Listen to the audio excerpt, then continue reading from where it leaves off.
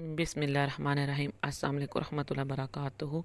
آج آپ کے ساتھ میں ایک یہودی کا بہت سچا اسلام اس کے قبول کرنے کا واقعہ شیئر کرنے جا رہی ہوں۔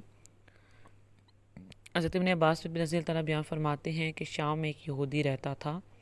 وہ ہفتے کے دن توریت کی تلاوت کیا کرتا۔ ایک دفعہ توریت کھولی تو اس نے 4 مقامات پر آپ صلی اللہ علیہ وسلم کی تعریف و توصیف دیکھی تو یہودی نے وہ جگہ کاٹ کر جلا دی۔ اگلے ہفتے پھر اس نے توریت کھولی تو اس نے آپ صلی اللہ علیہ وسلم کا ذکر 8 جگہوں پر پایا۔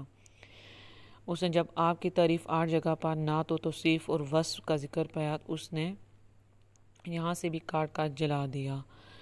تیسرے ہفتے توریت کھولی تو پھر یہی ذکر 12 جگہ پر موجود پایا۔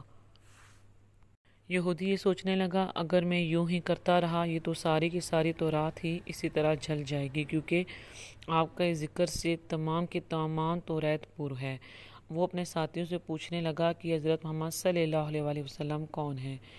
ان کے ساتھیوں نے جواب دیا کہ معاذ اللہ آپ صلی اللہ علیہ وسلم ایک جھوٹے شخص ہیں۔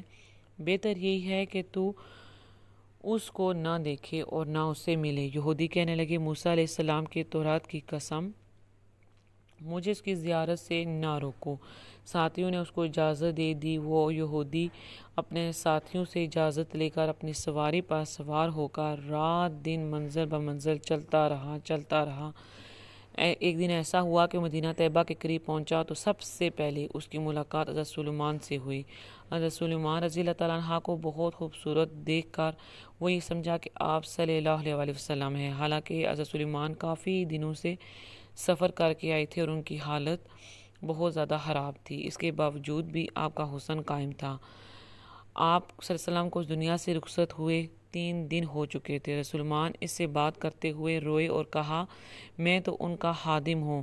وہ بولا آپ کہاں ہیں؟ حضرت سلیمان علیہ السلام سوچنے لگے اگر وصال کی خبر دیتا ہوں تو یہ واپس ہو جائے گا، اگر یہ کہہ دوں کہ آپ صلی اللہ علیہ وسلم موجود ہیں تو جھوٹا ہوگا۔ بلاخر آپ نے کافی سوچنے کے بعد آپ کہنے لگے کہ میں تجھے نبی پاک صلی اللہ علیہ وسلم کے صحابہ کے پاس لے کر چلتا ہوں۔ جیسے ہی آپ مسجد میں آئی تو سب کے سب صحابہ غم کی تصویر بنے ہوئے تھے۔ یہودی یہ سمجھ کر کہ ان میں آپ صلی اللہ علیہ وسلم ضرور موجود ہوں گے کہنے لگا السلام علیکم یا محمد صلی اللہ علیہ وسلم کا کلمہ پکارا، جس سے تمام صحابہ میں کوہرام مچ گیا اور آہو بکا کرنے لگے اور اس سے پوچھنے لگے تو کون ہے جس نے ہمارا زخم تازہ کر دیا؟ کوئی اجنبی شخص معلوم ہوتا ہے؟ شاید تجھے معلوم نہیں کہ آپ صلی اللہ علیہ وسلم کا 3 روز پہلے وصال ہو چکا ہے۔ یہ سن کر یہودی زور زور سے چیخنے لگا، رونے لگا، ہائے میرا غم، ہائے میرا غم، ہائے میرے سفر کی ناکامی، اے کاش میری ماں مجھے جنتی ہی نہ، اگر جن ہی دیا تھا تو کاش میں تورات نہ پڑھتا، اگر میں نے تورات پڑھی تھی تو کاش میں آپ صلی اللہ علیہ وسلم کی تعریف اور توصیف پر نظر نہ پڑتی، اگر یہ بھی ہو گیا تھا تو مجھے آپ کی کاش زیارت نصیب ہو جاتی۔ وہ بڑا آہو بکا کرنے لگا، آہو زاری کرنے لگا، پھر کہنے لگا یہاں پر علی موجود ہیں تو مجھے حضور اکرم صلی اللہ علیہ وسلم کے اوصاف اور حلیہ مبارک کا تعارف کرائیں۔ حضرت علی رضی اللہ تعالیٰ عنہ آگے بڑھے اور فرمایا میرا نام علی ہے۔ وہ بولا میں نے تیرا نام تورات میں دیکھا ہے۔ حضرت علی رضی اللہ تعالیٰ عنہ نے آپ صلی اللہ علیہ وسلم کا حلیہ مبارک بیان کرنا شروع کیا کہ آپ نہ حد سے زیادہ لمبے اور نہ ہی زیادہ چھوٹے تھے، سر مبارک گول تھا اور پیشانی کشادہ تھی، آنکھوں کی سیاہی خوب سیاہ تھی، پلکیں دراز تھی، ہنسی کے وقت دانتوں سے نورانی شعائیں نکلتی تھی، سینے سے ناف تک بالوں کی لکیر تھی، ہتھیلیوں پر گوشت تھا، قدموں کے تلوے قدرے گہرے تھے، بدن کے جوڑوں کی ہڈیاں موٹی تھی، مثلاً کوہنیاں اور گھٹنے آپ کے شانوں کے درمیان مہر نبوت تھی۔ یہودی کہنے لگا علی تو نے جو کچھ بتایا صحیح بتایا، توریت میں آپ کی یہی تعریف و توصیف اسی طرح موجود ہے۔ آپ صلی اللہ علیہ وسلم کا اگر کوئی کپڑا ہے تو میں اسے سونگھنا چاہتا ہوں۔ فرمایا ہاں سلیمان جاؤ فاطمہ رضی اللہ تعالیٰ عنہ سے کہو کہ اپنے ابا کا جبہ ذرا بھیج دو۔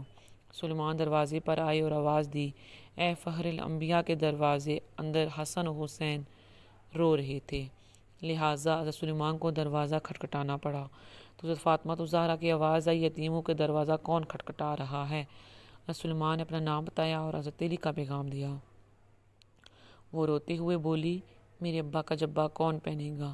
حضرت سلیمان نے سارا قصہ آپ کو سنایا۔ آپ جبہ نکال کر جب لائی تو وہ 7 جگہ سے کھجور کے ریشے سے سلا ہوا تھا۔ حضرت علی نے اسے پکڑ کر سونگا، پھر دوسرے صحابہ کرام نے پھر یہودی پکڑ کر سونگنے لگے، اور کہتا تھا یہودی، واہ ایسی عمدہ خوشبو۔ پھر کبھی قبر شریف پر حاضر ہوا، آسمان کی طرف سر اٹھا کر کہنے لگا، اے اللہ، میں گواہی دیتا ہوں تو واحد ہے، یکتا ہے، یگانہ ہے، کائنات تیری نیاز مند اور تو بے نیاز ہے، اور میں یہ بھی گواہی دیتا ہوں کہ قبر شریف والا تیرا حبیب ہے، جو کچھ اس نے فرمایا میں اس کی تصدیق کرتا ہوں اور اس پر ایمان لاتا ہوں۔ اے اللہ، اگر میرا اسلام تیری بارگاہ میں قبول ہے، میری روح کو ابھی قبض کر لے۔ یہ کہہ کر وہیں گر کر جان دے دی۔ حضرت علی رضی اللہ تعالیٰ عنہ نے اسے غسل دیا اور جنت البقیع میں دفن کروا دیا۔